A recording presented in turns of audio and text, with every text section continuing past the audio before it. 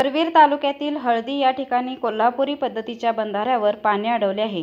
सध्या भोगावती नदीची पाण्याची पातळी खालावल्यामुळे या ठिकाणी कमी प्रमाणात पाणी आहे। या ठिकाणी पाणी प्रदूषित होऊन मासे मृत्युमुखी पडत आहेत आणि विनाशाळा सापडणारे मासे पकडण्यासाठी नागरिकांची तोबा गर्दी आहे। या ठिकाणी पाण्याचा रंग काळसर दिसत असून पाण्याला मळी मिश्रित केमिकल सारखा वास मारत आहे। दरवर्षी ऊस हंगामातच अशी परिस्थिती निर्माण होते, त्यामुळे हे प्रदूषण इथून मागे असणाऱ्या साखर कारखान्यामुळेच होते की काय अशी शंका व्यक्त केली जात आहे। कारण हा प्रकार फक्त साखर हंगामातच घडतो, इतर वेळी वर्षभर कधीही अशी परिस्थिती या ठिकाणी घडत नाही, अशी माहिती उपस्थित नागरिकांकडून मिळाली।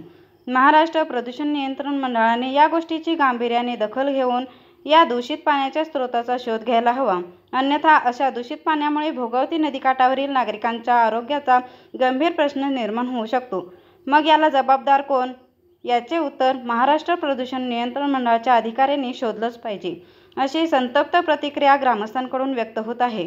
येरे माझ्या मागल्या या उक्तीप्रमाणे दरवर्षी हा प्रकार घडतो, पण याला जबाबदार साखर कारखाना आहे की अन्य कोणता दूषित स्रोत आहे, याचा उलगडा मात्र आजपर्यंत झालेला नाही।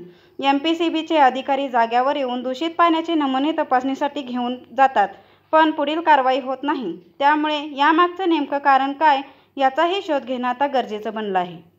अशाच नवीन अपडेट्स आणि आपल्या भागातील बातम्यांसाठी या चॅनलला लाईक करा, शेअर करा आणि सबस्क्राइब करा।